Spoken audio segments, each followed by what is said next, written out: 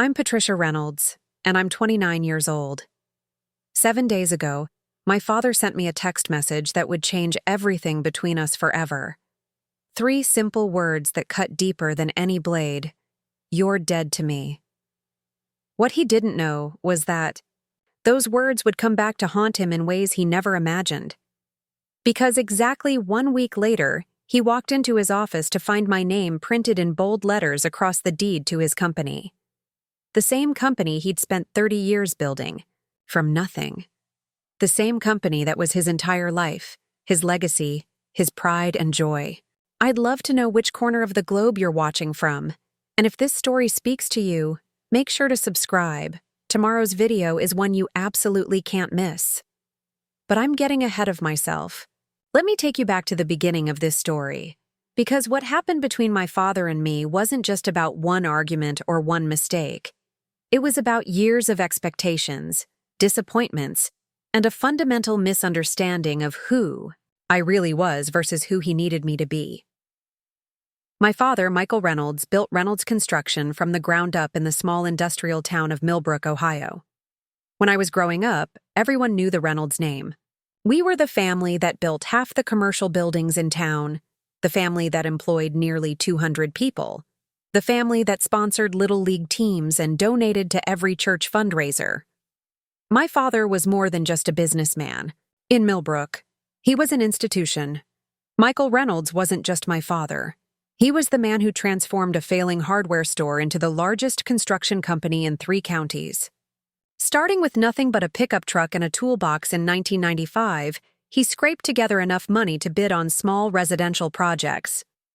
By the time I was in high school, Reynolds Construction was handling multi-million-dollar commercial contracts.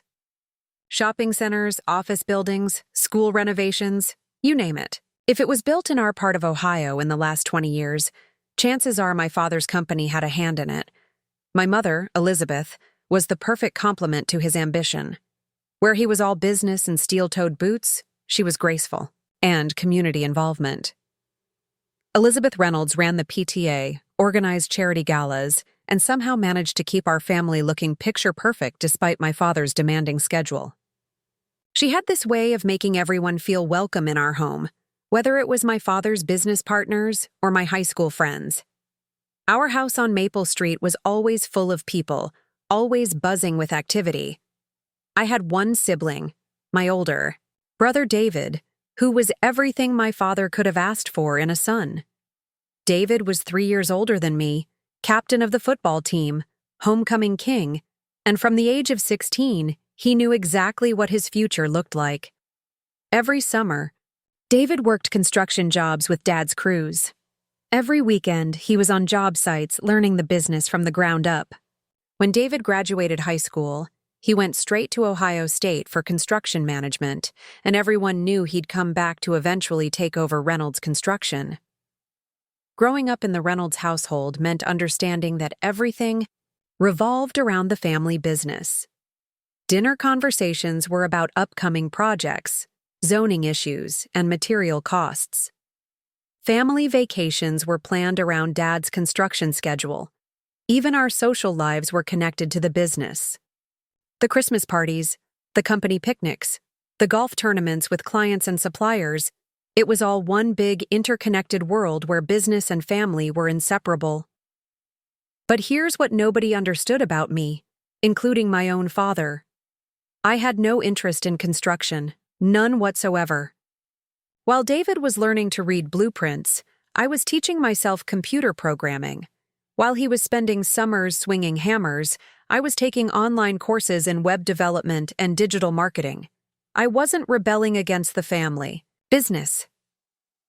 I simply had different talents, different interests, different dreams. My father saw this as a phase, something I'd grow out of once I realized that the family business was my birthright, my responsibility, my destiny. He'd make comments about how I was playing around with computers instead of learning something useful. He'd tell his friends that I was the smart one in the family, the one with the head for numbers, perfect for handling the business side of construction. In his mind, David would run operations, and I'd handle the finances and expansion. It was all mapped out, all decided, all perfectly logical. What wasn't logical was expecting me to fall in line with a plan I'd never agreed to. The first real crack in our relationship appeared during my senior year of high school.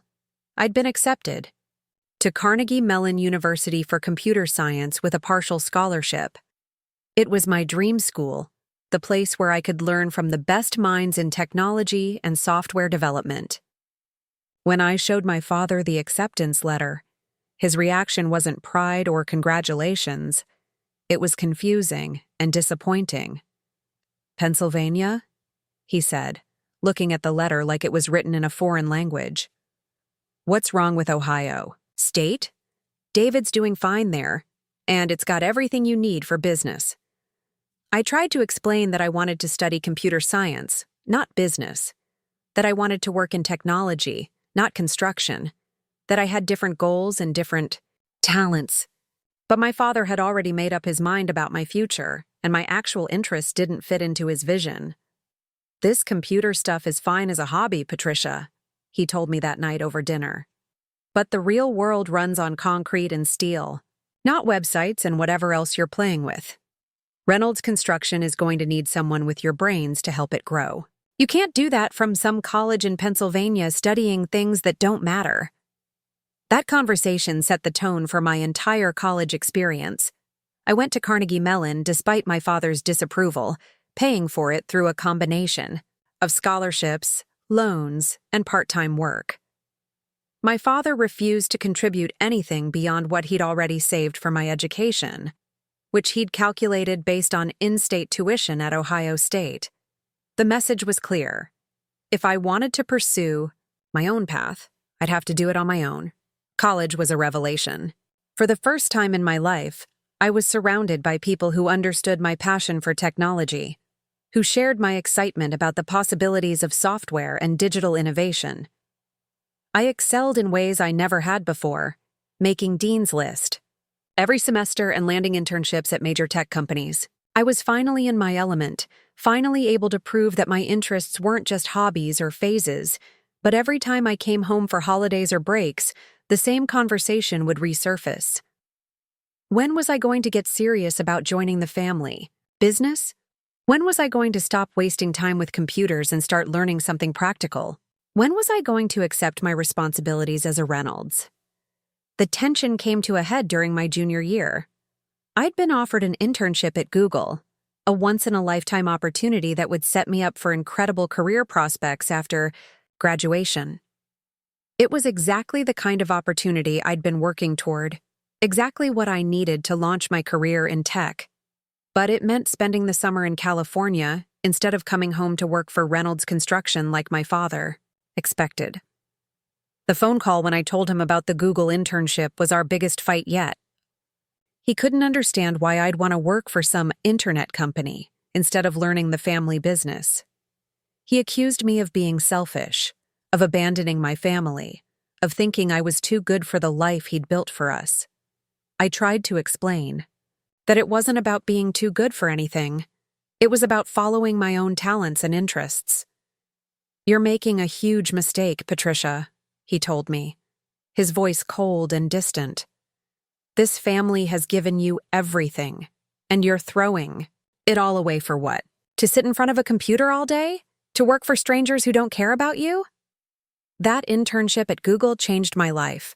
I worked with brilliant engineers, learned cutting-edge technologies, and discovered that I had a real talent for understanding how businesses could leverage technology to solve complex problems. When the summer ended, I knew without a doubt that I'd found my calling. I was going to build a career in tech, and I was going to be successful at it. My father saw it differently. To him, that summer was the moment I chose outsiders over family, career over responsibility, selfishness over loyalty. The relationship between us was never quite the same after that. But none of this explains how we got to that text message 7 days ago. How a man who raised me, who taught me to ride a bike and helped me with homework and walked me down the aisle at my high school graduation, could write those 3 words and mean them. How our relationship deteriorated so completely that he could disown his own daughter over a business decision. That story begins 2 years ago, when I left my job at a major tech company to start my own business. Not just any business, but a company that would put me on a collision course with everything my father had built. A company that would force us to confront not just our personal differences, but our fundamental disagreements about loyalty, family, and what it means to build something lasting. What my father didn't know was that while he was building Reynolds Construction into a local empire, I was building something too. Something bigger, something more ambitious, something that would eventually give me the power to either destroy his life's work or save it. The choice, when the time came, would be entirely mine. Before everything fell apart, there was a time when being a Reynolds meant something special in our community. Not just because of the money or the business success, but because we represented the American dream in its purest form.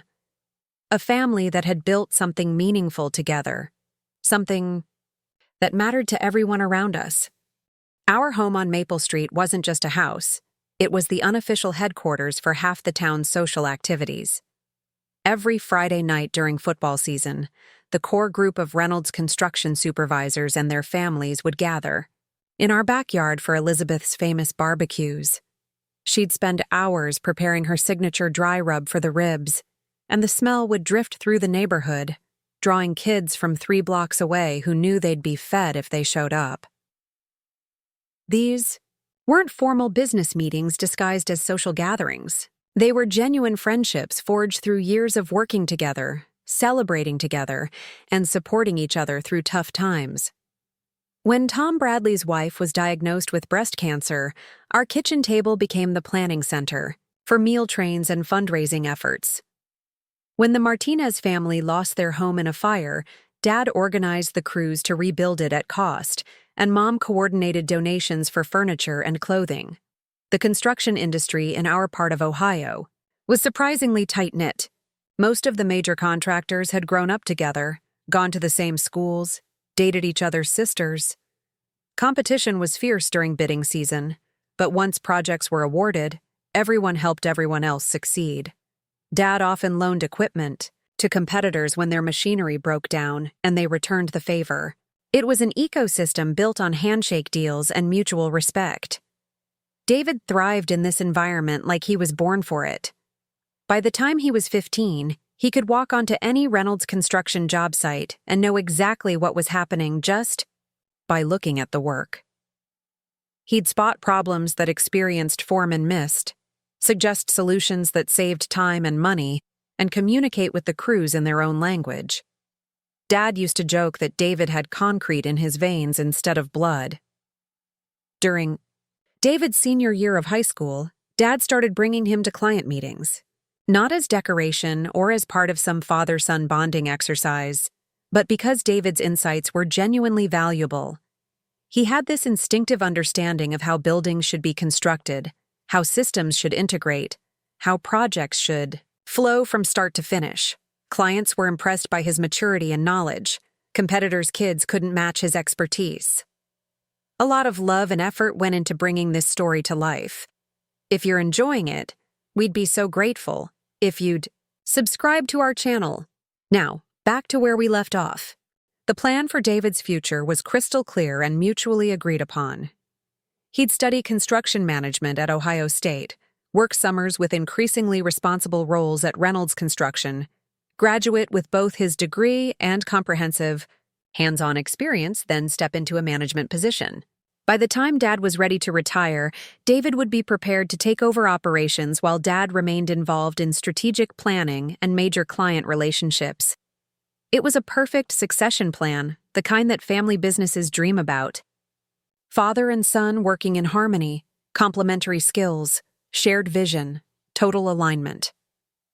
The Reynolds Construction legacy would continue seamlessly from one generation to the next. Where I fit into this plan was less clear, but Dad had ideas. While David handled the operational side, I would manage the financial growth and expansion. My role would be to take Reynolds Construction beyond its regional success and turn it into a statewide, maybe even national player. Dad had watched other local contractors get acquired by larger companies or fail to adapt to changing markets, and he was determined that wouldn't happen to us. "You've got the brain for the big picture, Patricia," he'd tell me when we'd drive past job sites together. "David sees how things should be built, but you see how the business should grow. That's why this family is going to succeed where others fail." In Dad's vision, my computer skills weren't irrelevant hobbies. They were tools I'd use to modernize Reynolds Construction. I'd implement better project management systems, develop more sophisticated cost analysis capabilities, maybe even expand into design-build services using advanced software. The construction industry was slow to adopt new technologies, which meant there were opportunities for companies smart enough to innovate. This wasn't just wishful thinking on Dad's part. He'd observed my natural ability with numbers and systems since I was young. While other kids struggled with math homework, I was teaching myself spreadsheet formulas. When he brought work problems home, I'd often suggest solutions that hadn't occurred to him. I understood business concepts instinctively and could see patterns and connections that others missed. The family dynamic during my high school years was remarkably harmonious. David and I didn't compete because we had different roles and different strengths. Mom managed to balance her community involvement with being genuinely present for both of us. Dad worked incredibly hard but always made time for family dinners, school events, and weekend activities. We took vacations together, celebrated holidays together, supported each other's interests and achievements. Our extended family was equally close. Dad's brother, Uncle Robert, ran a successful plumbing company that often worked as a subcontractor on Reynolds construction projects. His kids, my cousins Jake and Sarah, were like additional siblings. Mom's sister, Aunt Linda, lived 2 towns over with her family, and we'd rotate holiday hosting duties. Every major life event became a full family celebration. The community respect we enjoyed wasn't just about business success. It was about how we conducted ourselves. Dad paid his workers above market rates and offered better benefits than most small companies could afford. He prioritized safety on job sites, even when it meant higher costs or slower progress. He stood behind his work with warranties that went beyond industry standards. Reynolds Construction had a reputation for integrity that opened doors and created opportunities. Elizabeth was equally respected in her own circles. She'd served on the school board for 6 years, helping to navigate budget crises and facility upgrades. Her fundraising efforts for the local hospital had raised over $500,000 for new equipment. She volunteered at the food bank, organized clothing drives, and somehow managed to remember everyone's birthdays and anniversaries. People genuinely loved her, not because of what she could do for them, but because of who she was. Our family represented stability in a world where many families were struggling. The late 1990s and early 2000s were challenging times for blue-collar communities in Ohio. Manufacturing jobs were disappearing, young people were leaving for opportunities in bigger cities, small businesses were failing. But Reynolds Construction kept growing, kept hiring, kept contributing to the local economy. We were proof that it was still possible to build something lasting in small-town America. The respect extended to how people talked about our family's future. Everyone assumed David would seamlessly take over the business, that I'd play some important supporting role, that the Reynolds name would continue to mean quality and reliability for decades to come. It wasn't just our family legacy at stake. It was a symbol of hope for the entire community. During my junior year of high school, Dad was approached by a regional construction company about a potential acquisition. The offer was substantial, enough to set our family up financially for generations. But Dad turned it down without serious consideration. "This isn't just a business," he explained to Mom and David and me over dinner. "It's who we are. It's what we're building together. Money can't replace that." That decision revealed something fundamental about how Dad viewed Reynolds Construction. It wasn't just his company. It was our company. Not legally, since David and I weren't partners yet, but philosophically. He saw himself as a steward of something that belonged to all of us, something he was building for all of us. The expectation wasn't that we'd be grateful employees in his company. It was that we'd be partners in a shared enterprise. This sense of shared ownership extended to major decisions. When Dad was considering whether to bid on a large school renovation project, he'd discuss the pros and cons with the whole family at dinner. When he was thinking about expanding into a new county, he'd ask for our opinions and take them seriously. We weren't just being consulted out of politeness. Our input actually influenced his choices. The irony, looking back, is that this inclusive approach is exactly what made my eventual rebellion so painful for him. Dad had never been an authoritarian parent who demanded blind obedience. He'd raised David and me to think independently, to contribute our perspectives, to be partners rather than subordinates. When I eventually used that independence to choose a different path, it felt like a betrayal of everything he'd taught me to be. But during those golden years, none of that future conflict was visible. We were the Reynolds family, and everything was exactly as it should be. The beginning of the end started with a phone call on a Tuesday morning in March, 2 years ago. I was in my apartment in Austin, Texas, working on what would become the foundation of my tech company, when my phone rang. It was Mom, and something in her voice immediately put me on edge. "Patricia, honey, we need to talk about something important," she said, her usual warmth replaced by a strained formality I'd never heard before. "Your father has been having some health issues." The word issues turned out to be a massive understatement. Dad had been experiencing chest pains for weeks, but had refused to see a doctor, dismissing them as stress from a particularly challenging commercial project. When he finally collapsed during a site inspection, the emergency room doctors discovered he'd suffered what they called a silent heart attack sometime in the previous month. His heart muscle had sustained significant damage. The cardiologist was blunt about Dad's prognosis. Without major lifestyle changes and immediate medical intervention, he was looking at another, potentially fatal heart attack within the next few years. He needed surgery, months of recovery, and a complete restructuring of how he approached work and stress. At 58 years old, Michael Reynolds was facing his own mortality for the first time. I flew home immediately, arriving to find Dad in a hospital bed, looking smaller and more vulnerable than I'd ever seen him. The man who had always seemed invincible, who could work 16-hour days and still have energy for family dinners, was now connected to monitors and speaking in whispers. But even in his weakened state, his mind was focused on one thing: the future of Reynolds Construction. "I need to know the business is in good hands," he told me during one of our bedside conversations. "David's ready for the operational side, but he's going to need help with the bigger picture, the expansion plans, the financial strategy, the technology upgrades we've been putting off." This was the moment I should have been honest with him about my own plans, about the company I was building, about the future I'd already chosen for myself. Instead, I found myself nodding along, not wanting to add stress to his recovery. I told myself I'd explain everything once he was stronger, once the immediate crisis had passed. David flew in from Ohio State, where he was finishing his senior year, and the three of us spent hours discussing the company's immediate needs.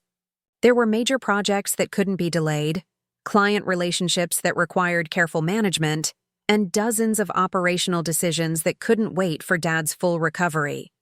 David stepped up admirably, coordinating with the senior foreman and handling day-to-day crisis management with maturity beyond his years. But the bigger strategic questions remained unresolved. Reynolds Construction had been growing rapidly over the past few years, and Dad had been in preliminary discussions with potential partners about expanding into new markets. There were also technology upgrades that competitors were implementing, digital project management systems and advanced cost analysis tools that could give the company significant advantages if implemented properly. "This is exactly what we need you for, Patricia," Dad said during one family meeting in his hospital room. "David can handle the construction side, but you understand the business side. The technology side. You can take us to the next level.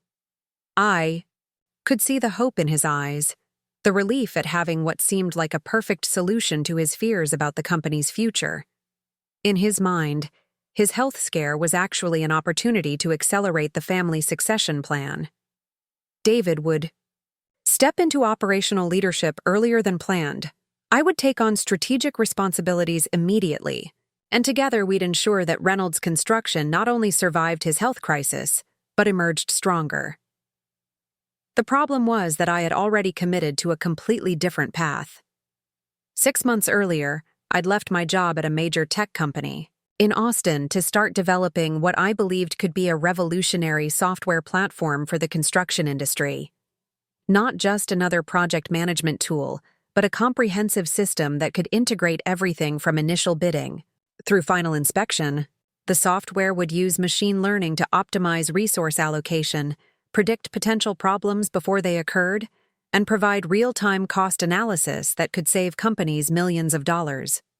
I'd been working on this project in stealth mode, funding the initial development with my savings and a small angel investment from former colleagues. The early prototype was showing incredible promise, and I'd already had preliminary conversations with potential clients about beta testing.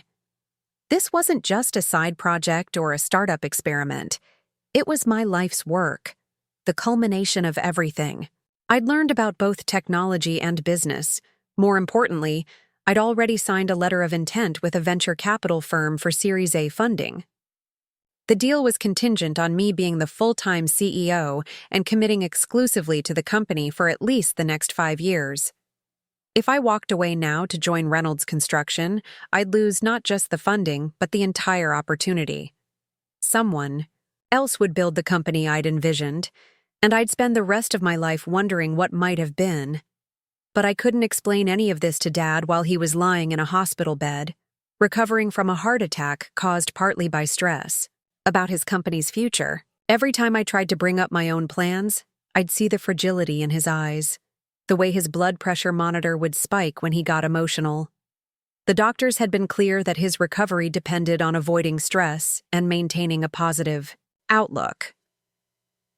So I made a decision that seemed compassionate at the time, but would ultimately prove disastrous. I decided to wait. I told Dad and the family that I needed a few weeks to wrap up my current projects in Austin before I could commit fully to Reynolds Construction. I said I was honored by his confidence in me and excited about the opportunity to help grow the family business. I even participated in strategic planning meetings and offered suggestions for immediate improvements. Everything I said was technically true, but it was built on a foundation of deception that grew more unstable every day. The breaking point came 6 weeks later, at David's college graduation. Dad was feeling much better, well enough to make the trip to Columbus for the ceremony. The whole family was there: Mom and Dad, Uncle Robert and his family, several family friends who had watched David grow up. It was supposed to be a celebration, a joyful milestone marking David's transition from student to full partner in the family business. During the graduation dinner, Dad raised his glass for a toast. "Today, we're celebrating David's achievement," he said, his voice strong and proud. "But we're also celebrating the future of Reynolds Construction. David will be taking over operations, and Patricia will be joining us to handle strategic development. For the first time in 30 years, I feel completely confident about what we're building together." The applause around the table was enthusiastic and genuine. Everyone was genuinely happy about what seemed like the perfect solution to a difficult situation. David beamed with pride. Mom wiped away tears of joy, and Dad looked healthier and more optimistic than he had since his heart attack. And I sat there, knowing that I was living a lie that was getting bigger and more destructive every day. The confrontation finally happened 3 days later, back in Millbrook. I'd returned to Austin to finalize the venture capital agreement, planning to come back to Ohio with a definitive timeline for joining Reynolds Construction. Instead, I found myself in a conference room, signing documents that committed me to building my own company. knowing that this decision would shatter my father's plans and probably destroy our relationship. The call I made to Dad that evening was the hardest conversation of my life. "Dad, I need to tell you something that I should have told you weeks ago," I began, my voice shaking despite my attempts to stay calm. "I can't join Reynolds Construction because I've already started my own company." The silence on the other end of the line stretched for what felt like hours. When he finally spoke, his voice was barely controlled. "What do you mean, your own company?" Explained everything. The software platform I'd been developing, the angel investment, the venture capital funding, the 5-year commitment I'd just signed. I tried to explain that this wasn't a rejection of him or the family, but a pursuit of my own talents and interests. I emphasized that my software could actually help Reynolds Construction, that there were ways we could work together even if I wasn't an employee. But Dad heard none of that. What he heard was that while he was lying in a hospital bed, worrying about his life's work, I was secretly building a competing business. What he heard was that I'd lied to him for months, participating in family meetings and strategic planning sessions while knowing I would never follow through on my commitments. "You've been planning this behind my back," he said, his voice getting louder, "while I was having a heart attack, while I was counting on you, while your brother and mother and I were restructuring our entire lives around the assumption that you'd be here to help us." I tried to explain that I hadn't been planning to deceive anyone, that the timing was just unfortunate, that I'd been trying to protect his health by waiting for the right moment to explain, but my explanation sounded weak and selfish, even to me. "This isn't about timing, Patricia," Dad said, his voice now cold and distant. "This is about loyalty. This is about family. This is about keeping your word." The conversation escalated quickly from there. Dad accused me of using the family meetings to steal information for my own company. I protested that my software was completely different from Reynolds Construction's business, but he didn't believe me. He said I'd betrayed everything the family stood for, that I'd chosen strangers and money over my own blood. I tried to explain that this wasn't about money, that it was about following my own path and using my own talents. But to Dad, there was no difference. In his mind, I was abandoning the family in its time of greatest need, choosing personal ambition over family loyalty. The call ended with him saying words I never thought I'd hear from my father. "If you walk away from this family when we need you most, don't expect to be welcome back." I spent the next 3 days calling and texting, trying to find some middle ground, some way to repair the damage. Mom was caught in the middle, clearly torn between her husband and her daughter. David was hurt and confused, unable to understand how I could make a commitment to the family and then break it so completely. But Dad refused to take my calls. When I finally reached him, his message was simple and final. "You made your choice, Patricia. Now live with it." What I didn't know was that this was just the beginning, that Dad's sense of betrayal would grow and fester over the next 2 years, fed by business challenges that he blamed on my absence and family tensions that my decision had created, that eventually his anger would lead him to do something that would force a confrontation neither of us was prepared for. The text message that would arrive 2 years later, those 3 words that would change everything between us, was already being written in his heart during that phone call. I just didn't know it yet. The months following my father's ultimatum were the darkest period of my adult life. What I had expected to be temporary family tension became a complete severing of relationships that extended far beyond just my parents. The Reynolds family network, which had seemed so supportive and unconditional, revealed itself to be surprisingly fragile when tested by divided loyalties. Uncle Robert was the first casualty. 3 weeks after my confrontation with Dad, I received a terse email informing me that his plumbing company would no longer be available for any projects involving my startup. This wasn't just a business decision. Robert's company had been one of my first potential clients for the construction management software. Losing them meant losing both credibility and revenue, but more painfully, it meant losing an uncle who had been like a second father to me growing up. My cousins Jake and Sarah stopped responding to my texts and calls entirely. Sarah, who had been my closest confidant since childhood, didn't even acknowledge the birthday gift I sent her. Jake, who had always looked up to me as the smart cousin, who made it out of Millbrook, blocked me on all social media platforms. The message from the extended family was clear. Choosing sides meant choosing completely. Even family friends who had known me since I was a child began treating me like a stranger. Mrs. Patterson, who had taught me piano for 6 years and always asked about my career when I visited home, crossed the street to avoid talking to me when I ran into her at the grocery store during a brief visit to Millbrook.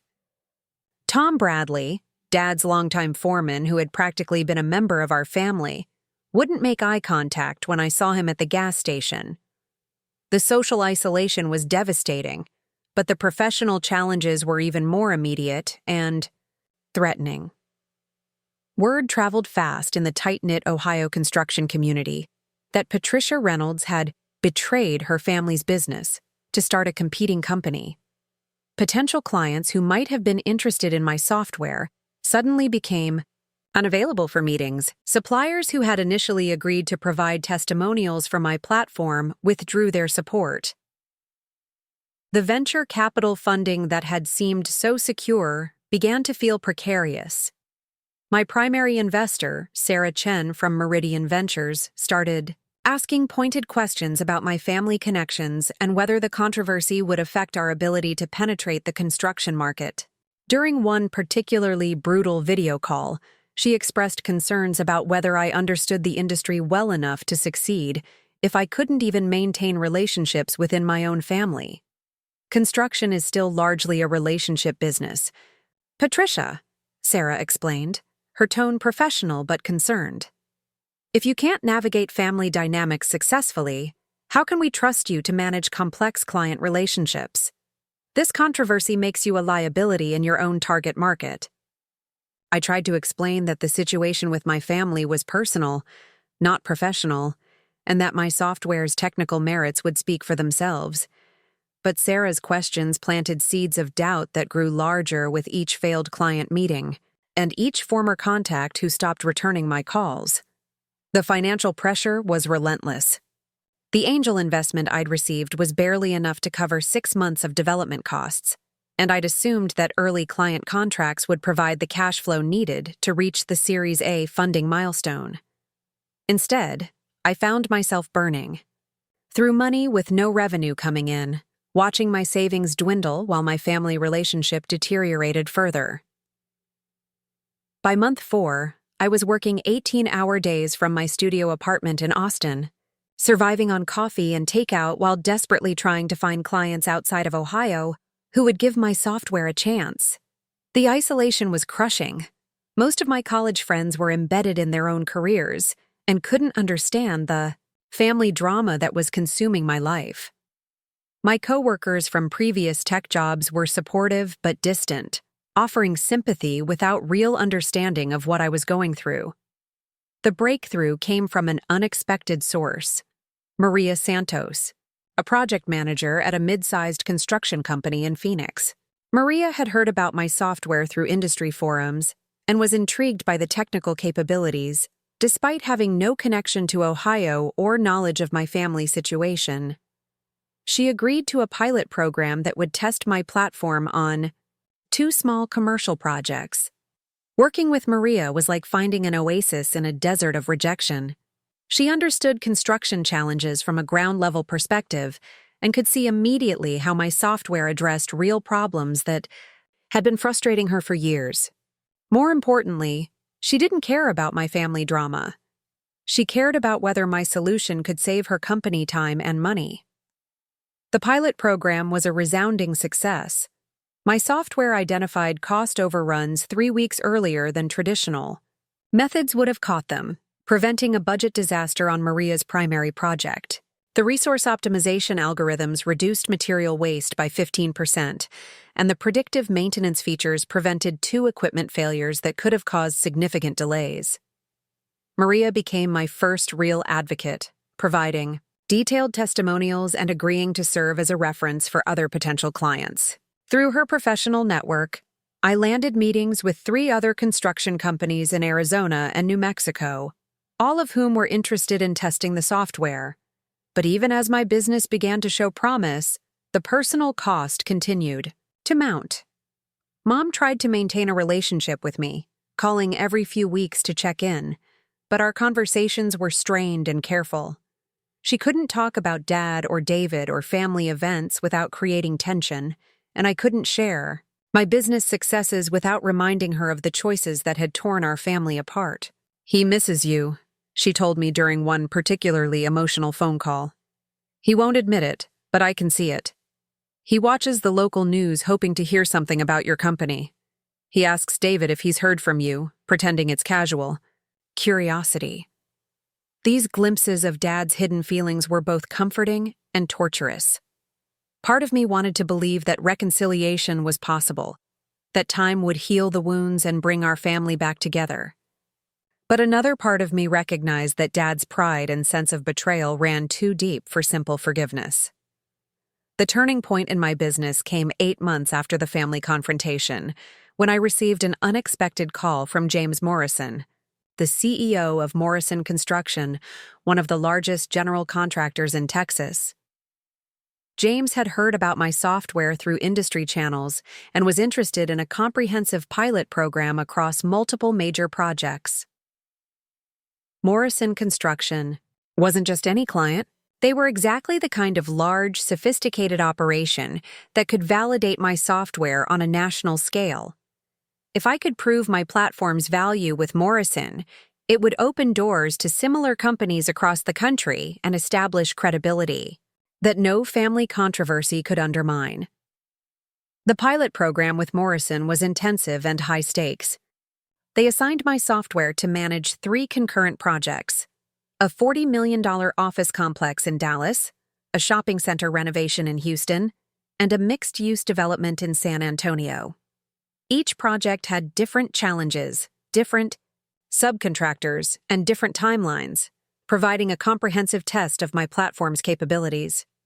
I spent 3 months practically living at Morrison's offices, working directly with their project managers, engineers, and field supervisors to optimize the software implementation. The learning curve was steep, and there were moments when I wondered if I'd bitten off more than I could handle. But gradually, the system began to prove its worth. The Dallas office project finished 2 weeks ahead of schedule and 8% under budget. The Houston renovation identified structural issues that could have caused catastrophic delays if discovered later in the process. The San Antonio development optimized subcontractor scheduling so effectively that they were able to compress the timeline by 3 weeks without compromising quality. James Morrison became my second major advocate. But more importantly, he became a mentor who helped me understand how to scale my business beyond individual client relationships. Under his guidance, I began developing training programs, certification processes, and support systems that would allow my software to be implemented successfully at companies across the country. "You've built something genuinely innovative here, Patricia," James told me during our final project review meeting. "But innovation without scalability is just an expensive hobby. You need to think like a business owner, not just like a software developer." His advice proved invaluable as I prepared for the Series A funding round. Sarah Chen and her partners at Meridian Ventures were impressed by the Morrison results and the growing pipeline of potential clients outside of Ohio. The controversy with my family had become less relevant as my track record spoke for itself. But even as my professional life stabilized and began to thrive, the personal wounds remained raw. I'd built something successful and meaningful, something that was helping construction companies across the country operate more efficiently and profitably. Yet the people whose approval I'd once valued most had no knowledge of these achievements and, based on their continued silence, no interest in learning about them. The irony wasn't lost on me that I was becoming successful in the construction industry, just not in the way my father had envisioned. Every client's success, every positive testimonial, Every step toward building a sustainable business felt simultaneously like vindication and like losing another piece of the family I'd once been part of. What I didn't know was that my success was becoming impossible to ignore, even in Millbrook, Ohio. That the construction industry's gossip network, which had initially worked against me, was beginning to carry stories of my software's effectiveness to companies closer and closer to home. That eventually, these stories would reach someone who would see an opportunity in my estrangement from Reynolds Construction. Someone who would set in motion the events that would lead to that text message. Those 3 words that would force my father and me into a confrontation neither of us was prepared for. 18 months after walking away from my family, I made a decision that would fundamentally change not just my business, but who I was as a person. I was sitting in a hotel room in Denver after closing my largest contract to date, a $12 million software implementation with Rocky Mountain Development, when I realized I was still running my company like someone who expected to fail. Despite the growing success, I was still operating from a scarcity mindset, still making decisions based on fear rather than confidence. I was saving money instead of investing in growth, taking on too much work personally instead of building a team, and most importantly, I was still allowing my family's rejection to define my sense of what was possible. That night in Denver, I made a list of everything I wanted my company to become, not just everything I hoped it might survive to be. By morning, I had outlined a 5-year plan that was so ambitious it scared me. I was going to transform my small software consultancy into the dominant construction management platform in North America. I was going to build something so successful that no one, including my father, could ignore it. The first major change was hiring my core team. Instead of contracting out development work and handling sales myself, I recruited 3 exceptional people who would become the foundation of everything that followed. Marcus Thompson was a software architect with 15 years of experience at companies like Oracle and Salesforce, who understood how to build platforms that could scale to thousands of users. Lisa Park was a former construction project manager who had transitioned into software sales, bringing the industry credibility I'd been lacking. And Jennifer Wu was a brilliant data scientist who could turn the massive amounts of construction data flowing through our system into actionable insights. Building this team required a leap of faith that stretched my finances to the breaking point. I had to offer competitive salaries and equity packages to attract talent away from established companies, which meant burning through most of my remaining funding 6 months before my planned Series A raise. But having real expertise in-house transformed our capabilities overnight. Projects that had taken me weeks to complete solo were now being finished in days by specialists who could work at a level I'd never reach alone. The second transformation was shifting from custom implementations to a standardized platform. Instead of building bespoke solutions for each client, we developed a core system that could be configured for different types of construction companies without requiring extensive customization. This change was technically challenging and required us to rebuild much of our existing codebase, but it meant we could serve 10 clients with the same effort it had previously taken to serve 1.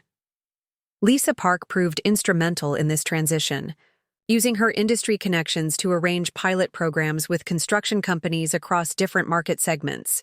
General contractors, specialty subcontractors, and development firms all had different workflows and priorities, but Lisa could identify the common patterns that our standardized platform needed to address. Her ability to speak both construction and software languages made her invaluable in client meetings, where I had previously struggled to translate technical capabilities into business benefits. The breakthrough that changed everything came from an unexpected source: Jennifer Wu's analysis of the data patterns flowing through our system. After 6 months of tracking project performance across dozens of clients, Jennifer discovered that our software wasn't just helping individual companies operate more efficiently, it was revealing systemic inefficiencies in how the entire construction industry allocated resources. "Patricia, you need to see this," Jennifer told me during one of our weekly data review meetings, her excitement barely contained. The patterns we're seeing suggest that construction companies are systematically overpaying for materials by an average of 12% because they're not sharing demand forecasting information. Our software could facilitate industry-wide procurement optimization that would save billions of dollars annually. This insight led to the development of our most innovative feature, a secure data-sharing network that allowed construction companies to optimize their supply chains collectively without revealing sensitive competitive information.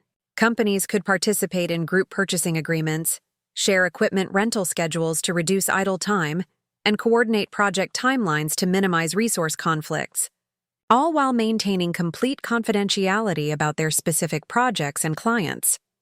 The Procurement Optimization Network launched 6 months later, with 43 construction companies as founding participants, representing over $2 billion in annual spending. Within the first quarter, participating companies reported average cost savings of 8%, with some specialized contractors seeing reductions of up to 15%. More importantly, the network created a competitive moat around our software that would be nearly impossible for competitors to replicate. As word spread about the procurement network's success, my phone started ringing with calls from construction companies I'd never approached. Major general contractors from across the country wanted to join the network, which required implementing our full software platform. What had begun as a modest software consultancy was rapidly becoming the infrastructure backbone for construction, industry optimization. The Series A funding round that had once seemed so precarious became a competitive process with multiple venture capital firms bidding for the opportunity to invest. Sarah Chen at Meridian Ventures, who had expressed doubts about my family situation 2 years earlier, was now calling weekly with increasingly generous terms. But I ultimately chose to work with Apex Ventures, a firm that specialized in B2B, software platforms, and had deeper expertise in scaling network effects businesses. The $40 million Series A round valued my company at $160 million, officially making me one of the youngest female CEOs of a unicorn track startup in the construction technology space. The funding allowed us to expand our team to 45 employees, open offices in Chicago and Phoenix, and accelerate development of the next-generation platform features. But the real validation came from industry recognition. Construction Executive Magazine named our Procurement Optimization Network as their Innovation of the Year. The Associated General Contractors invited me to deliver the keynote address at their national convention, speaking to over 3,000 industry leaders about the future of construction technology. Harvard Business School wrote a case study about our platform's network effects, which became required reading in their strategy courses. Success brought opportunities I had never imagined. I was invited to join the advisory board of the National Association of Women in Construction. CNN featured me in a profile about entrepreneurs transforming traditional industries. The White House Office of Science and Technology Policy asked me to participate in a task force on infrastructure modernization. Each achievement felt surreal after the isolation and rejection I'd experienced just 2 years earlier. The same industry that had initially blacklisted me for my family controversy was now celebrating me as a visionary leader. Construction companies that had refused to take my calls were now competing for priority access to our latest features. The personal transformation was equally dramatic. I'd learned to make decisions based on confidence rather than fear, to hire people who were better than me at their specialties rather than trying to control everything myself, and to think in terms of industry-wide impact rather than individual. Client relationships. The shy, uncertain woman who had hidden her startup plans from her family had evolved into someone comfortable speaking to thousands of people and making decisions that affected billions of dollars in construction spending. But perhaps the most significant change was in how I thought about family and loyalty. The extended isolation had taught me that relationships based on conditional approval weren't genuine relationships at all. The people who had abandoned me when I made choices they disagreed with had never truly accepted me for who I was. They'd only accepted me for who they wanted me to be. This realization was both liberating and lonely. I'd built a successful life surrounded by people who respected my abilities and shared my vision, but none of them had known me as a child or shared the history that comes with deep family bonds. Professional admiration was fulfilling, but it couldn't completely replace the unconditional love I'd lost when I chose my own path. Marcus, Lisa, and Jennifer had become close friends as well as business partners, but our relationships were built around shared goals and mutual respect, rather than the complex emotional bonds of family. When I celebrated our Series A funding with champagne in our Chicago office, surrounded by employees who were genuinely excited about our success, I felt both triumphant and hollow. The construction industry trade publications that now featured my company on their covers were distributed in Millbrook, Ohio. The Associated General Contractors Convention, where I delivered the keynote address, was attended by contractors from across the Midwest, including several who certainly knew my father. The Harvard Business School case study about our network effects was available to anyone with internet access. My success was becoming impossible to ignore, even for people who had chosen to cut me out of their lives. But I had no way of knowing whether my father was aware of what I'd built, whether he felt any pride in my achievements, or whether his anger and sense of betrayal were so deep that even objective success couldn't penetrate them. What I didn't know was that my growing prominence in the construction industry was about to intersect with my family's life in ways none of us could have predicted. That the same network effects and industry connections that had made my software successful were about to create an opportunity for someone to weaponize my estrangement from Reynolds Construction. Someone who would see my father's pride and my family's reputation as obstacles to be removed, and who would use my own success as the means to destroy everything my father had built over 30 years of hard work.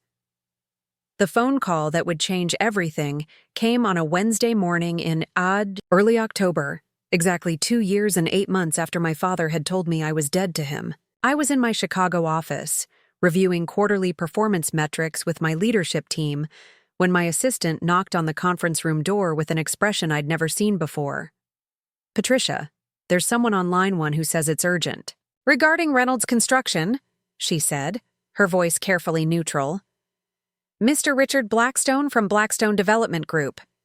The name meant nothing to me, but the mention of my father's company made my stomach drop.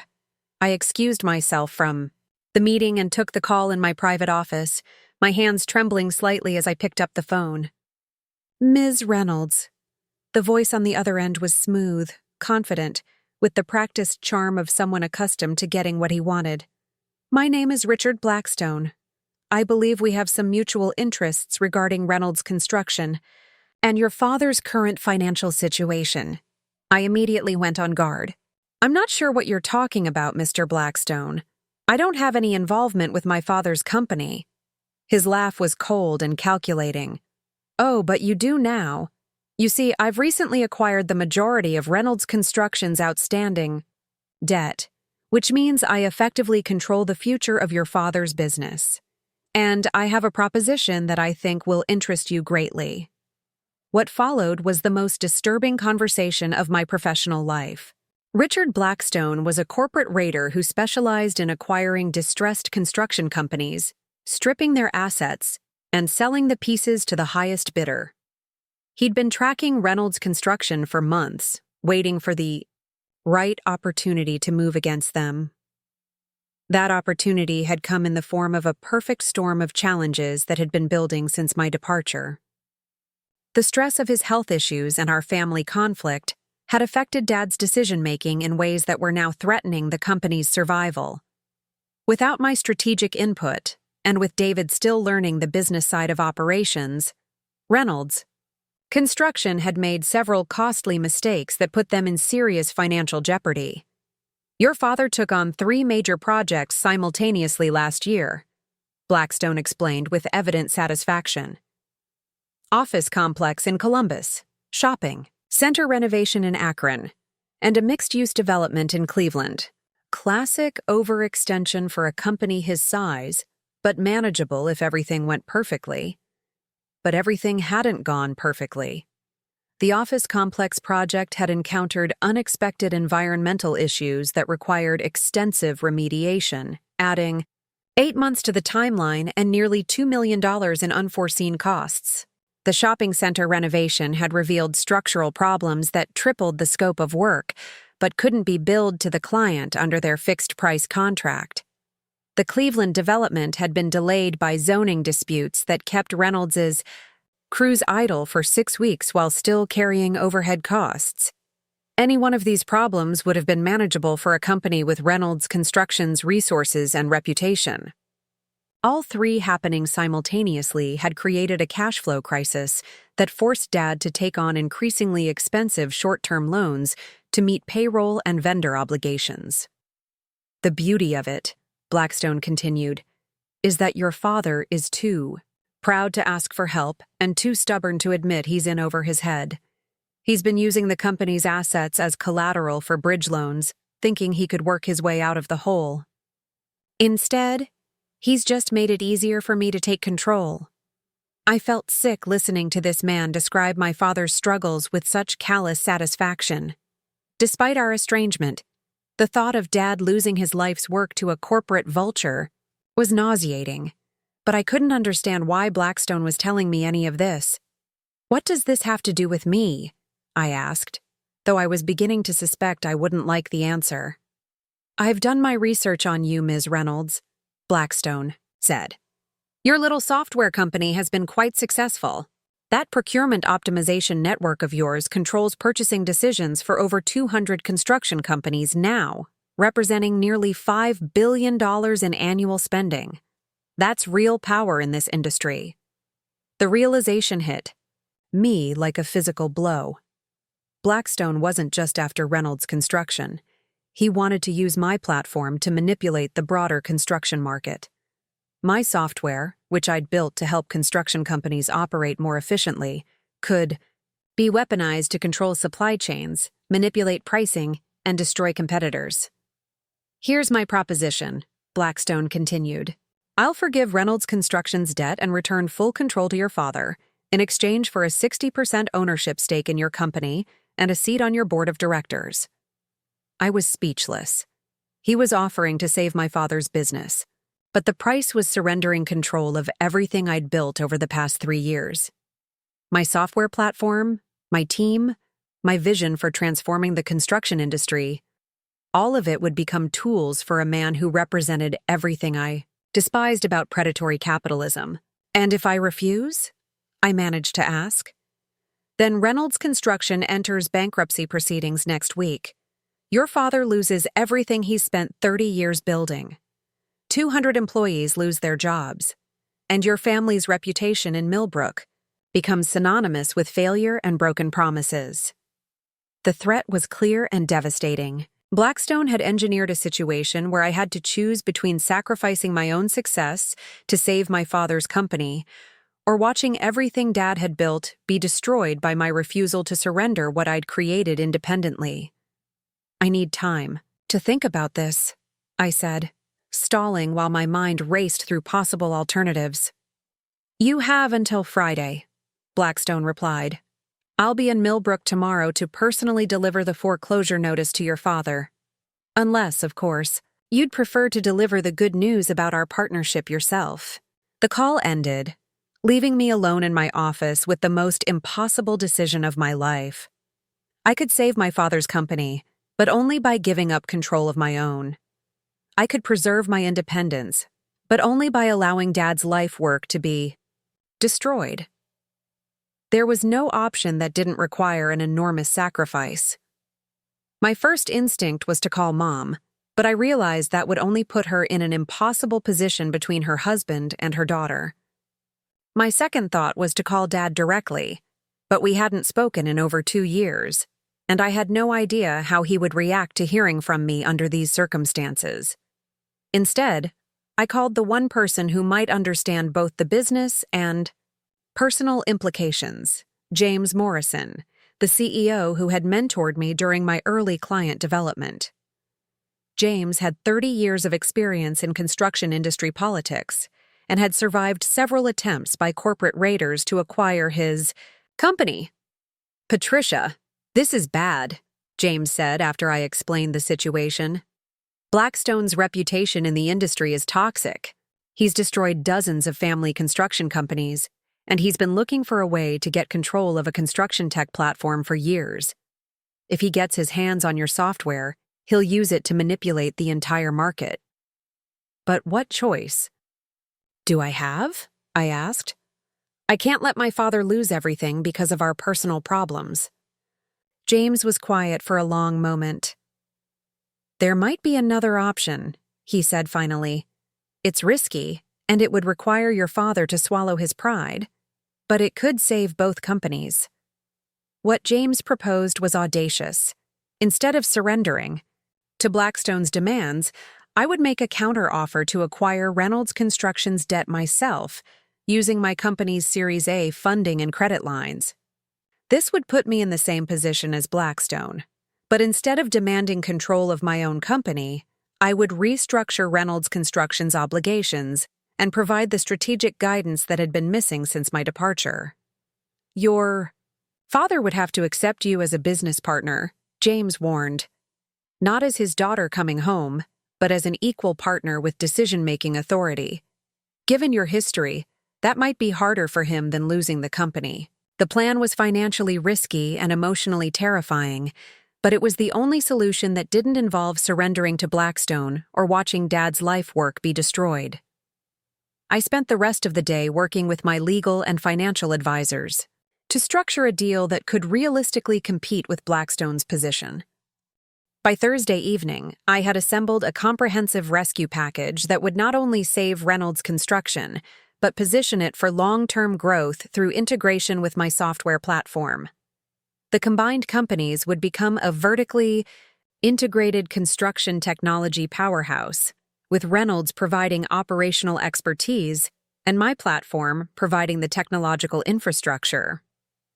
But first, I had to deliver the news to Dad that his estranged daughter was now in a position to either save or destroy everything he'd built. And I had to do it in person, face to face, after 2 years and 8 months of silence that had hardened into what felt like permanent estrangement. The drive from Chicago to Millbrook took 4 hours, giving me plenty of time to rehearse what I would say and imagine how Dad might react. Would he be grateful for the rescue offer?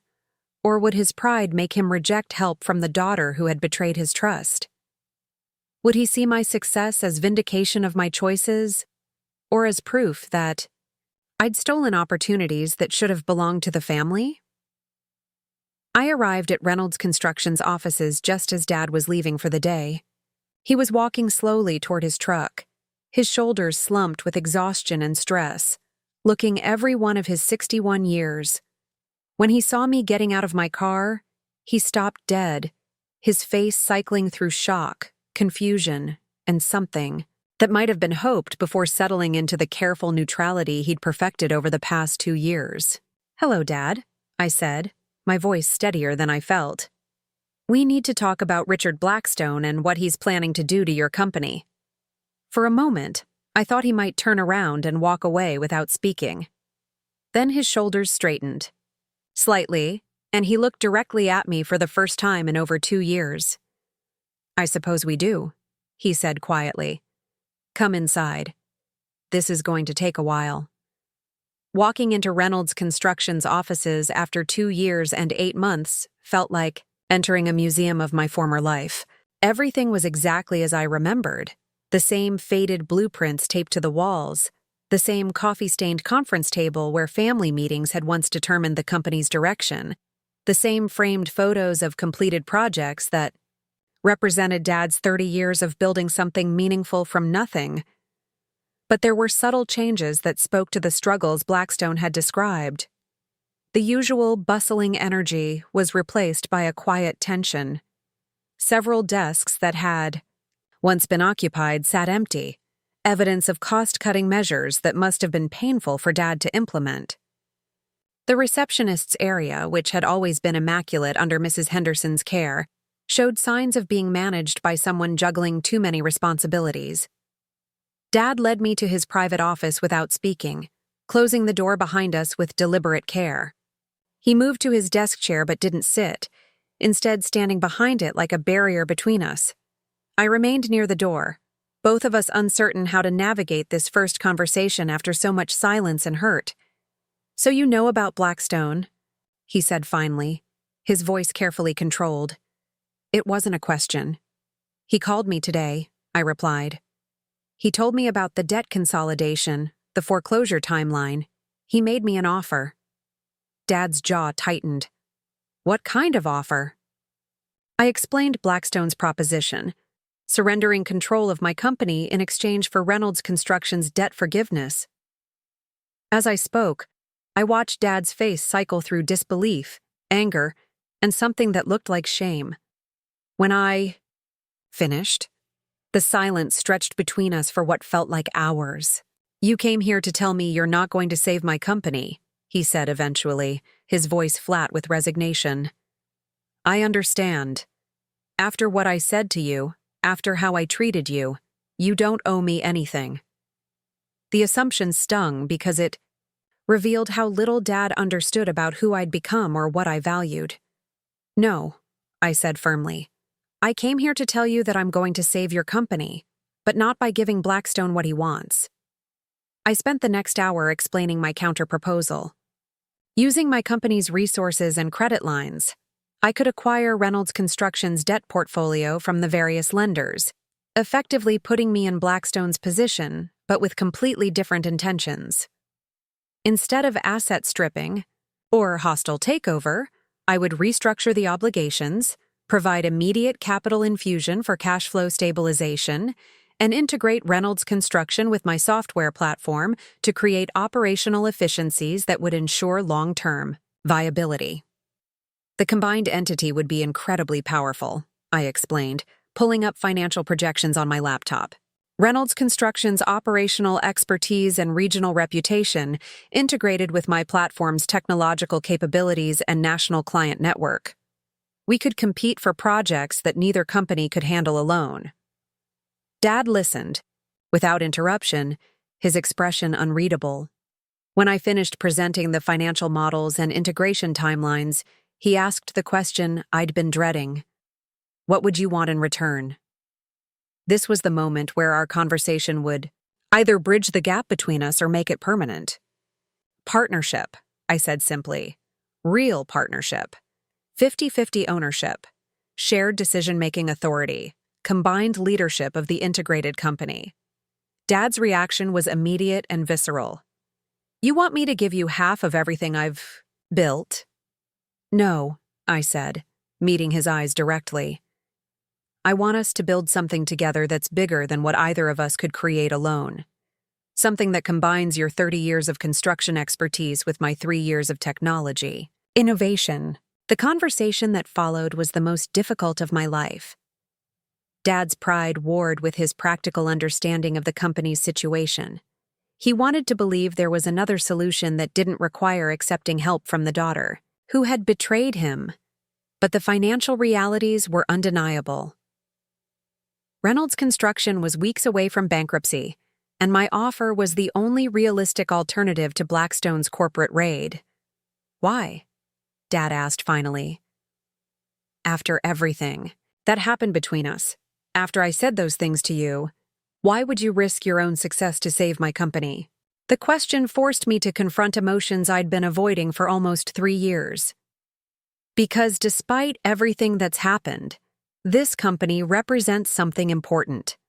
Not just to you, but to everyone who works here. Everyone who depends on the jobs you create. Everyone in Millbrook who sees Reynolds Construction as proof that family businesses can still succeed. I paused, choosing my words carefully. And because I finally understand that loyalty isn't about blind obedience to someone else's plans for your life. Real loyalty is about using your abilities to help the people you care about, even when they've hurt you. Dad was quiet for a long time, staring out the window at the construction yard where equipment sat idle due to cash flow constraints. When he finally spoke, His voice was thick with emotion. "I was wrong," he said quietly, "about forcing you to choose between your dreams and your family, about making you feel like you had to hide your plans from me, about saying you were dead to me." He looked directly at me for the first time since I'd entered his office. I was scared of losing control, scared of changes I didn't understand, scared that my children would build lives that didn't include me. The admission was more than I'd dared hope for, but I could see the struggle it represented. Dad had built his identity around being in control, around having clear plans and predictable outcomes. Accepting partnership with me meant acknowledging that his approach hadn't been sufficient, that the company's survival required capabilities he didn't possess. "If we do this," he said slowly, "how do we make it work? How do we run a company together when we couldn't even talk to each other? For 3 years?" It was a fair question that required an honest answer. "We start by acknowledging that we both made mistakes. You tried to control my future instead of supporting my choices. I hid my plans instead of trusting you to eventually understand them. We both let pride and hurt feelings prevent us from finding solutions that could have worked for everyone." I pulled out a folder I'd prepared during the drive from Chicago. "I've drafted a partnership agreement that addresses the operational challenges. Clear division of responsibilities based on our respective expertise. You handle all field operations, client relationships, and project management. I handle technology integration, financial strategy, and business development. Major decisions require consensus, but day-to-day operations stay within our individual areas of authority." Dad reviewed the partnership terms with the careful attention he'd always given to important contracts. The agreement was structured to leverage our complementary strengths while minimizing potential conflicts. More importantly, it included provisions for family counseling and mediated dispute resolution, acknowledging that our personal relationship would require as much work as our business partnership. "There's something else," I said as he finished reading. "This partnership offer expires Friday morning. If you don't accept it, I'm going to make the same offer to Blackstone's other targets. Your company isn't the only family business he's trying to destroy." The ultimatum wasn't meant as pressure, but as clarity about my intentions. I'd learned that successful business relationships required defined timelines and clear expectations. If Dad couldn't accept partnership with me, I would use my resources to help other families facing similar corporate raids. Dad set down the partnership agreement and looked at me with an expression I remembered from childhood, the look he'd worn when he was working through a particularly complex construction problem, considering all the variables and potential outcomes. "If I sign this," he said, "what happens to David? He's been planning his whole life to take over this company."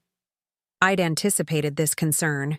David becomes COO of the combined entity, with a clear succession plan to eventually take over operational leadership when you're ready to step back. This partnership doesn't diminish his role. It expands the company he'll eventually lead. What?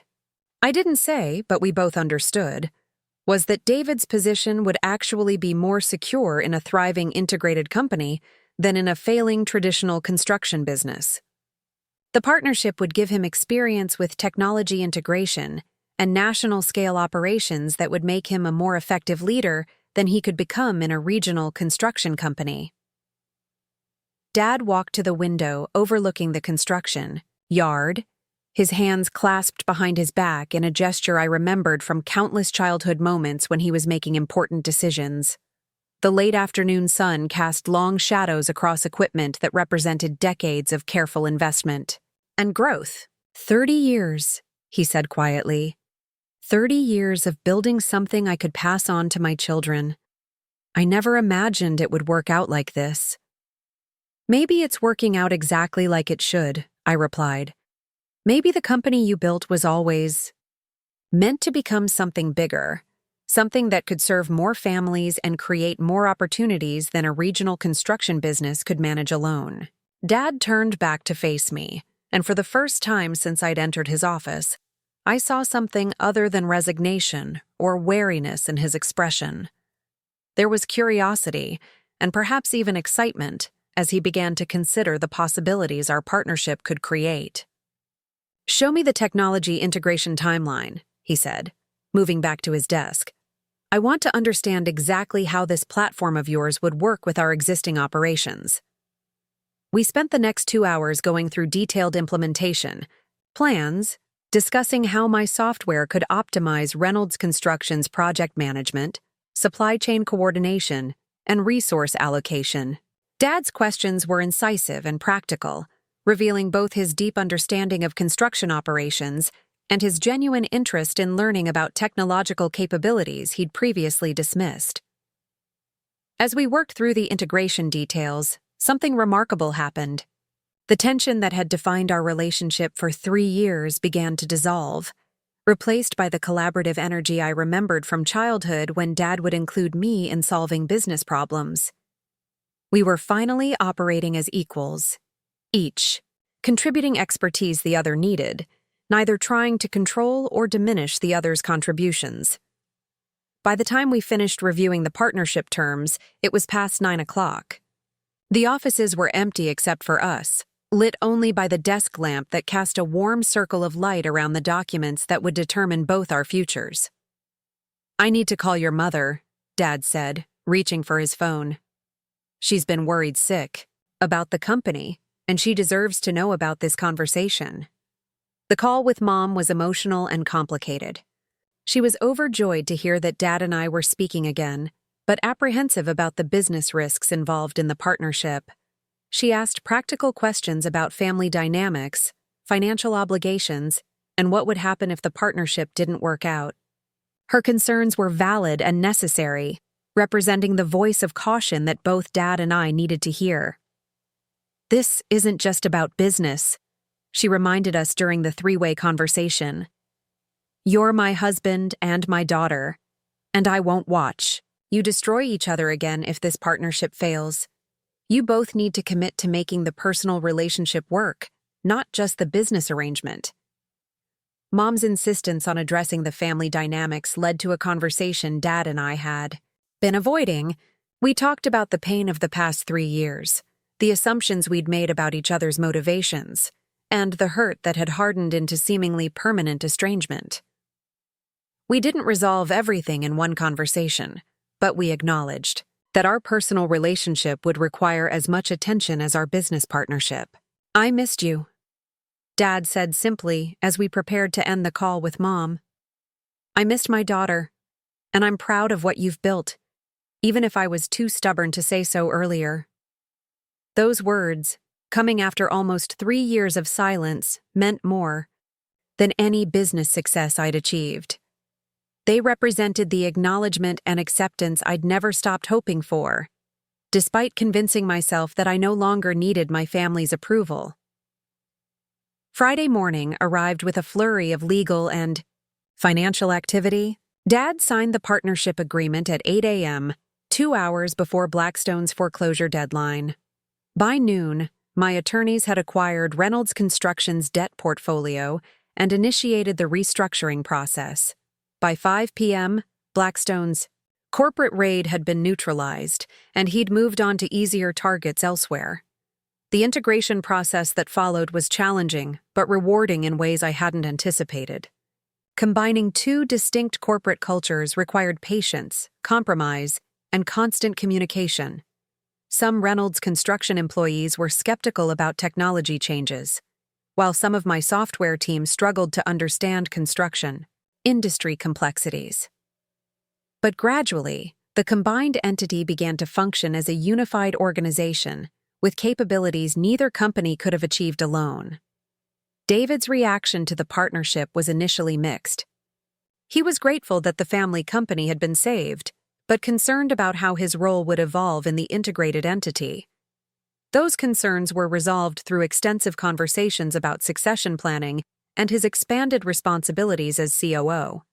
Within 6 months, David was leading technology integration initiatives and developing expertise that made him a more effective leader than he would have become in a traditional construction company. The business results exceeded even my optimistic projections.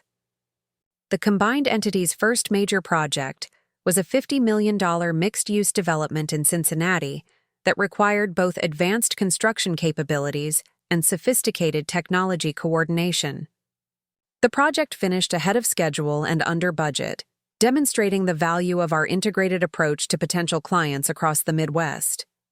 Within 18 months, Reynolds Patricia Construction Technologies, we kept both names to honor.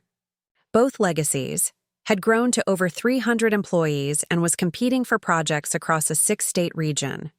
The company had evolved from a regional construction business facing bankruptcy into a technology-enabled industry leader that other companies studied and attempted to emulate. But the most meaningful success was the restoration of family relationships that had seemed permanently damaged. Dad and I developed a working partnership based on mutual respect and complementary expertise. We disagreed on many decisions, but we'd learned to view those disagreements as creative tension rather than personal attacks. Mom was relieved to have her family intact again, and David thrived in his expanded role as the bridge between traditional construction operations and innovative technology applications. The extended family relationships were slower to repair. Uncle Robert eventually apologized for cutting off contact and began exploring ways his plumbing company could integrate with our technology platform. My cousins Jake and Sarah gradually resumed communication, though our relationships remained more formal than they'd been before the estrangement. Some family friends who had chosen sides during the conflict never fully returned to their previous warmth, but others embraced the reconciliation with genuine happiness. 2 years after the partnership began, we celebrated the opening of our new headquarters in Columbus, a building designed and constructed entirely by Reynolds Patricia Construction Technologies, using our integrated platform for every aspect of project management. The facility showcased both our construction capabilities and our technology innovation, serving as a physical demonstration of what family businesses could achieve when they combined traditional expertise with modern capabilities. The ribbon-cutting ceremony was attended by clients, competitors, industry leaders, and most importantly, the extended Reynolds family that had been fractured by pride and misunderstanding, but had found its way back together through crisis and compromise. Dad's speech that day captured the essence of what we'd learned through our journey from estrangement to partnership.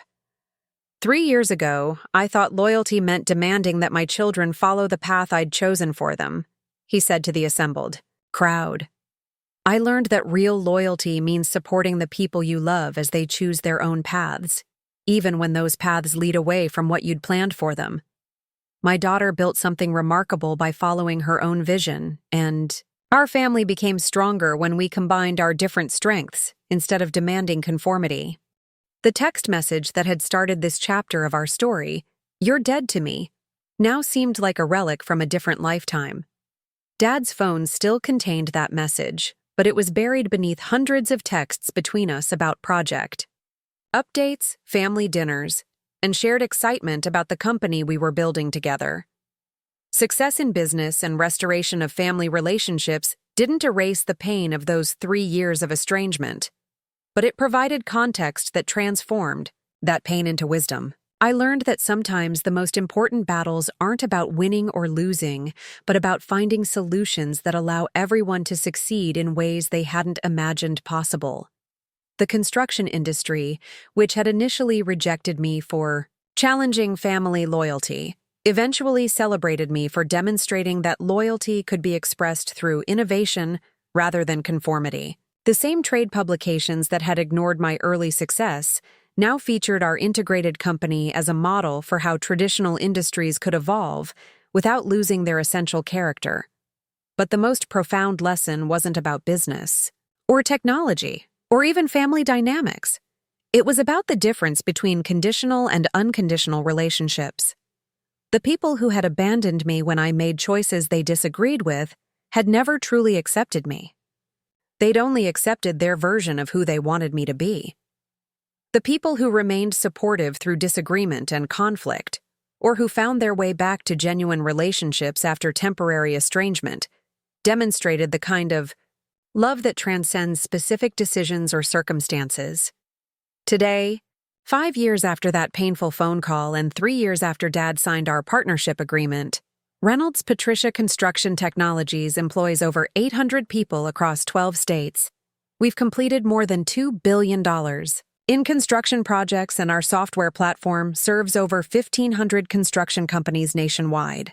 The company has become exactly what Dad and I independently dreamed of building: a successful business that creates meaningful work for hundreds of families while contributing to the communities where we operate. More importantly, our family has become stronger than it was before the crisis that nearly destroyed it. Dad and I have learned to value our differences as sources of creative tension rather than threats to unity.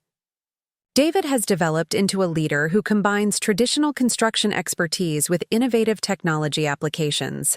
Mom has found new purpose in helping other families navigate business succession challenges. We've created a model of family business partnership that preserves individual autonomy while building collective strength. The story of how we got from "you're dead to me" to genuine partnership contains lessons that extend far beyond family business dynamics. It's about the courage to choose your own path, even when that choice disappoints people you love. It's about the wisdom to recognize when pride is preventing you from accepting help you need.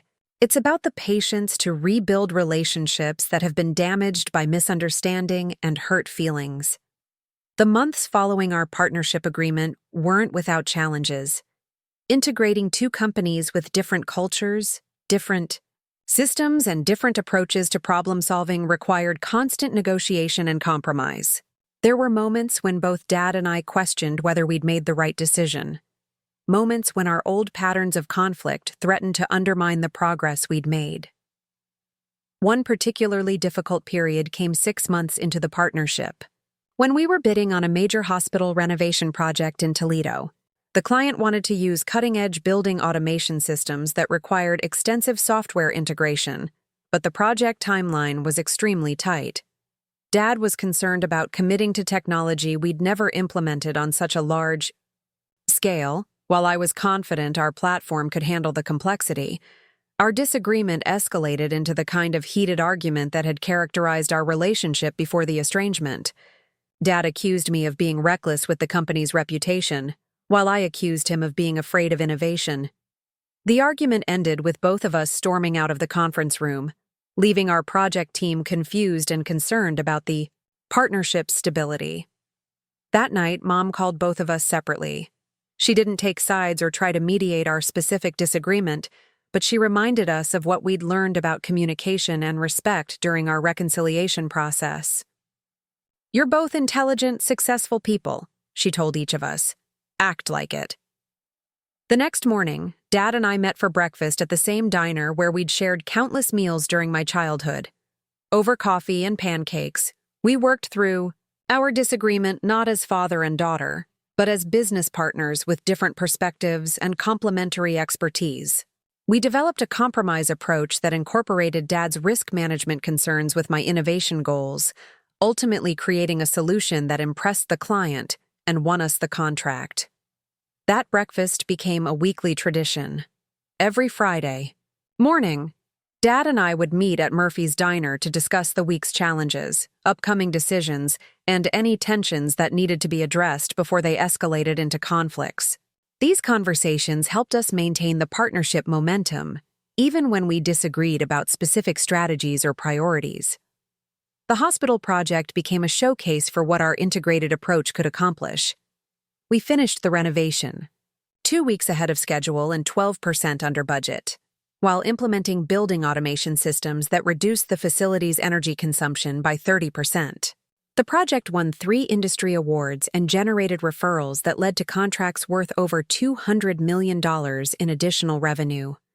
More importantly, the hospital project demonstrated to our employees that the partnership wasn't just a financial arrangement, but a genuine collaboration that could produce results neither company could have achieved independently. The skepticism that had initially greeted the integration began to transform into pride and excitement about what we were building together. David's role in this transformation was crucial but often overlooked. As COO, he served as the bridge, Between traditional construction crews who were skeptical about technology changes and software developers who struggled to understand field operations realities, his ability to communicate effectively with both groups made him invaluable to the integration process. During one particularly challenging project in Cincinnati, a software glitch caused scheduling conflicts that could have delayed completion by several weeks. David worked 18-hour days for a week straight, coordinating with both our tech team and field supervisors to develop workarounds that kept the project on track while the software issues were resolved. His leadership during that crisis earned him respect from both sides of the organization and demonstrated his readiness for eventual succession to company leadership. The success of our partnership began attracting attention from industry observers and academic researchers. Harvard Business School invited us to participate in a case study about family business succession and technology integration. The Associated General Contractors asked us to present at their annual convention about managing organizational change. Construction Executive magazine featured us on their cover with the headline, "The Future of Family Business." These external validations were gratifying, but they also created new pressures. Other construction companies began approaching us about licensing our technology platform or forming similar partnerships. Venture capital firms expressed interest in investing in our integrated model to accelerate expansion into new markets. Private equity groups suggested acquisition offers that would have made all of us wealthy beyond our current expectations. Each of these opportunities required careful consideration of what we wanted our company to become and what values we wanted to preserve as we grew. Dad was initially skeptical of outside investment, concerned that external partners would push for changes that compromised our family-centered culture. I was more open to strategic partnerships that could accelerate growth, but I shared his concerns about maintaining control over our company's direction. The decision-making process for these opportunities became another test of our partnership. Dynamics. We developed a systematic approach to evaluating external relationships, with clear criteria for what kinds of partnerships would strengthen our mission and what kinds would compromise our independence. This process helped us turn down several lucrative offers that didn't align with our long-term vision, while accepting strategic partnerships that enhanced our capabilities without diluting our control.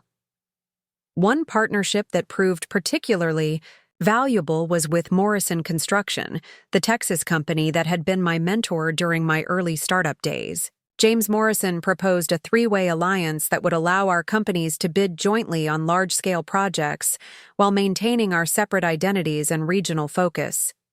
The alliance gave us access to projects worth hundreds of millions of dollars while preserving the family business character that had become central to our identity.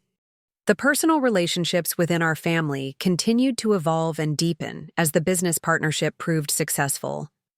Dad and I discovered that we actually enjoyed working together when we approached disagreements as creative challenges rather than personal conflicts. Our different perspectives and expertise created a dynamic tension that often led to better solutions than either of us would have developed alone. Mom found a new purpose in helping other families navigate similar business succession challenges. She began speaking at family business conferences and consulting with other parents who were struggling to balance their children's independence with their own expectations. Her insights about the emotional dimensions of family business transitions became highly valued by both academic researchers and practicing consultants. The extended family relationships that had been damaged by our initial conflict gradually healed, though they never quite returned to their original warmth. Uncle Robert's Plumbing Company became a preferred subcontractor for our projects, and his expertise proved valuable for several complex mechanical installations. My cousins Jake and Sarah maintained cordial relationships with me, but our interactions remained more formal than they'd been before the estrangement. Some relationships were permanently changed by the choices people had made during our family crisis. A few family friends who had cut off contact during the conflict never resumed communication, even after our reconciliation became public knowledge. Their continued distance served as a reminder that some bridges, once burned, cannot be rebuilt regardless of subsequent success or forgiveness. But new relationships emerged that more than compensated for those losses. The employees of our integrated company became an extended family of sorts, united by shared pride in what we were accomplishing together. Many of our clients became genuine friends who valued not just our professional capabilities, but our family-centered approach to business relationships. The construction industry community, which had initially been skeptical of our technology, integration, eventually embraced us as innovators who had found a way to modernize traditional practices without losing the personal relationships that had always been central to successful construction companies. We were invited to speak at industry conferences, consulted by other companies attempting similar integrations, and recognized as leaders in the evolution of construction business practices.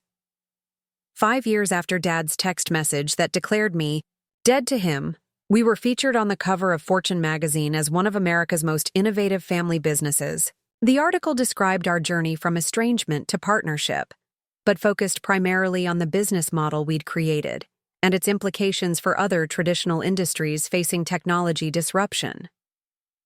Reading that article, I was struck by how the external perspective differed from my internal experience of our journey. The business press saw our story primarily as a case study in successful innovation and family business succession. But for me, the most significant aspect wasn't the business success. It was the personal transformation that had made that success possible. Dad had evolved from a man who demanded conformity to family expectations into someone who celebrated individual achievement while building collective strength. I had grown from someone who felt she had to choose between family loyalty and personal ambition into someone who understood that the strongest families support each other's individual dreams. David had developed from a young man following a predetermined path into a leader who combined traditional expertise with innovative approaches. The text message that had seemed like an ending, "You're dead to me," had actually been a beginning. It marked the start of a journey that forced all of us to examine our assumptions about love, loyalty, success, and what it means to truly support the people we care about most. The pain of that message and the estrangement that followed created the conditions for growth that might never have occurred if our relationships had remained comfortable and unchallenged. Today, that same phone still contains Dad's declaration that I was dead to him, but it's buried beneath thousands of messages between us about project updates, family celebrations, and shared excitement about the future we're building together. The contrast serves as a daily reminder of how dramatically relationships can change when people are willing to grow beyond their initial positions and find new ways to honor both individual autonomy and family connection. The business we've built together is more successful than anything either of us could have created alone, but that's not the most important outcome of our journey. What matters most is that we've created a model of family relationship that preserves individual freedom while building collective strength, that honors different perspectives while working toward shared goals, and that demonstrates how conflict can become a catalyst for transformation rather than a source of permanent division. The construction industry gave me a career that combined my technical abilities with my understanding of how businesses create value for their stakeholders. But the family crisis that nearly destroyed our relationships gave me something more valuable. The knowledge that love strong enough to survive betrayal and pride strong enough to accept partnership can create possibilities that neither individual success nor family tradition could achieve alone. If you're facing a choice between following your own path and meeting family expectations, remember that those options aren't always mutually exclusive. Sometimes the most loving thing you can do for your family is to succeed on your own terms. Then use that success to create opportunities for everyone you care about. Sometimes the most effective way to honor your family's values is to apply those values in ways they hadn't imagined possible. The text message that could have ended our relationship forever instead became the catalyst for a partnership that transformed both our business and our family. Dad's declaration that I was dead to him was ultimately proven wrong, not because I changed to meet his expectations, but because he learned to value the person I'd chosen to become. that transformation didn't happen automatically or easily.